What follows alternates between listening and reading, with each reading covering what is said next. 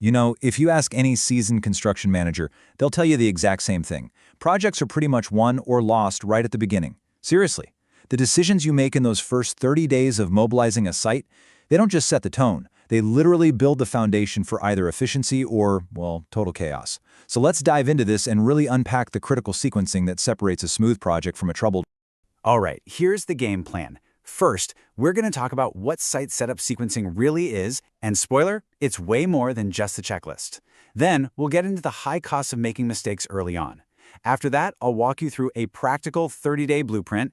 We'll look at some common mistakes and how to fix them. And finally, we'll talk about the huge payoff of getting all this right from day one. So when we talk about setting up a site, it's really easy to think of it as just, a bunch of administrative tasks you have to get through. But true sequencing, that's a whole other level. It's a strategic discipline. What we're really talking about here is a deliberate strategic plan. It's this phase-by-phase process of building out the entire temporary ecosystem that's going to support your project. This isn't just about dropping a few trailers on site. It's about creating an operational backbone that actually anticipates what the project will need weeks and even months down the road. And this strategy, it covers a lot of ground.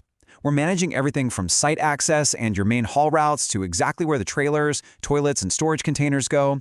We're setting up the entire safety and security protocol, with fencing and all the right signage.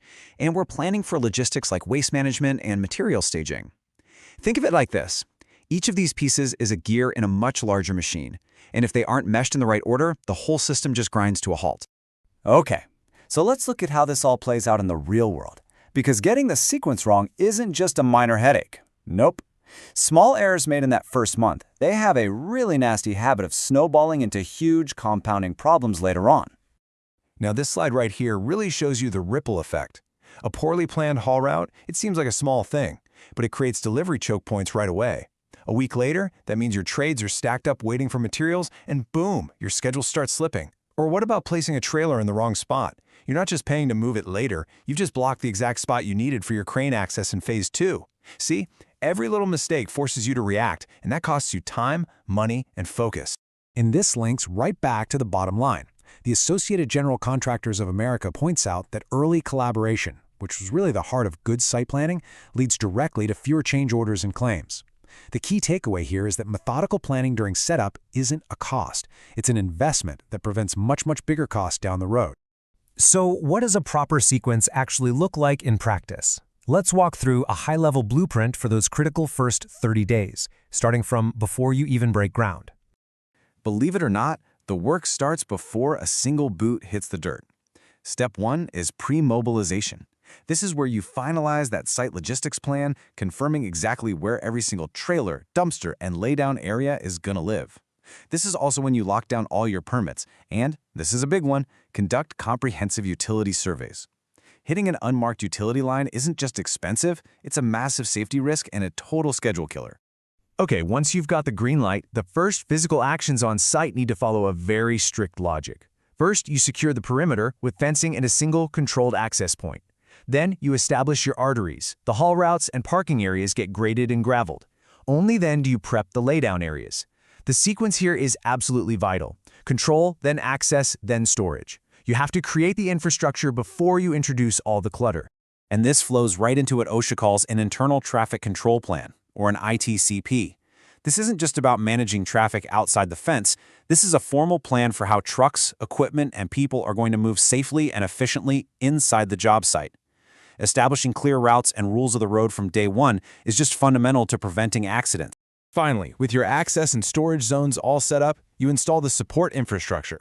Trailers go onto the pads you've already graded, temporary power and water get connected, and all the necessary signage for safety, directions, information, it all gets deployed.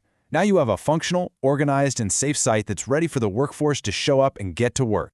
Of course, knowing the right way to do things often means understanding the wrong way. So let's look at some of the most common sequencing mistakes I see out there and contrast them with the best practices. These might seem obvious, but trust me, they happen all the time. The biggest mistake is getting that office trailer delivered on day one and just dropping it wherever, then trying to grade the site around it. The best practice? Have the pads prepped and the utility trenches dug before that trailer even arrives. Same thing with materials. Instead of a free-for-all drop zone, you enforce disciplined use of your laydown areas from the very first delivery. And site access is never an afterthought. It is the first thought. So after all this discipline and all this planning in the first 30 days, what's the actual payoff? Well, the benefits stretch across the entire life cycle of the project. It's a pretty big deal. The payoff is real and it's tangible. You immediately cut down on wasted time and money from double handling materials. You get way fewer RFIs about where to park or where to store things. You create a safer environment for every single person on that site. Your general conditions costs, they become way more predictable. And maybe the most important thing of all, you free up your project manager. Instead of spending their days putting out logistical fires, they can actually focus on what they're there to do, manage the build itself. So as we wrap this up, I'll just leave you with this one question to think about on your next project. Is your site setup process just a routine you go through, or is it a deliberate strategy that's designed to drive success? Because those first 30 days, they aren't just the start of the work. They're the framework for absolutely everything that follows.